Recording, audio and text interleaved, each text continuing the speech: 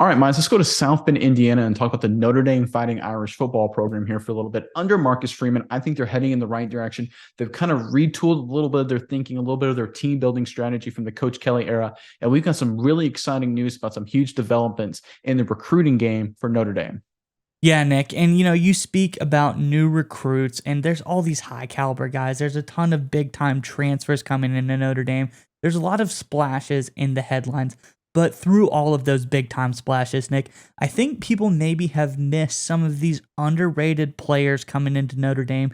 And that's why we want to ask the Notre Dame fans in the comments below. Let us know who's your biggest underrated guy? Like, who's a guy that people aren't paying enough attention to that is coming to this Notre Dame team? Let us know in the comments below. But Nick, what do you got on Notre Dame? Yeah, when it comes to recruiting, as everyone well knows, that's a lifeblood of any successful college football program. But it's not just getting the best players, it's going after the best players in the best areas. Nick Saban famously, when he returned to Alabama, when he showed up to Alabama, focused heavily on the Mobile and Louisiana areas. We talked about Clemson and Tennessee. They compete over the Smoky Mountain corridor, right? Those hills between Tennessee and the Carolinas right there in North Georgia. That's a really competitive area. And Notre Dame under Marcus Freeman is reprioritizing a huge area for their recruiting base. This is a report over at Fan Nation. Notre Dame received a commitment from 2024 Round Rock High School cornerback Leonard Moore yesterday, giving the Irish 8 pledges in the 2024 class. But here's the real thing here, Mize. It's no secret how important it is for Notre Dame to make a recruiting impact in Texas. For the longest time, the Irish program had not made the Lone Star State a priority, but times have changed. Marcus Freeman and his staff quickly made it Texas a priority, signing 4 players from the state in the 2023 recruiting class. That was more players from the state than Notre Dame had signed in the 3 previous classes combined.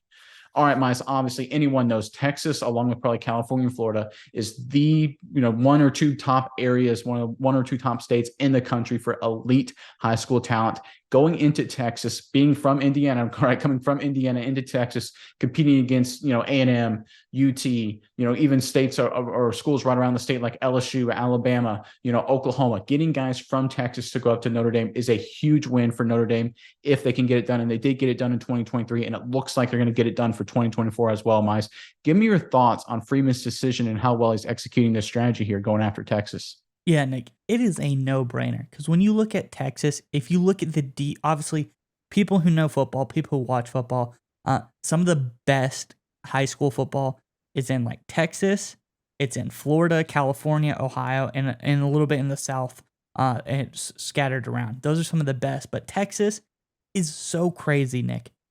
7 guys this year are 5 stars coming out of Texas, but 71 guys are 4 stars. There's an insane amount of talent coming out of Texas in this 2023 class. And then you even go a little bit further into next year, Nick. Texas is just so loaded. There's 27 5-star guys in Texas's next 2024 recruiting class. That is absurd. So for Notre Dame to come in and look at all of these guys and, just kind of just figure out who the best guys are, Texas is easily the best place for them to look because there's so much talent here, Nick.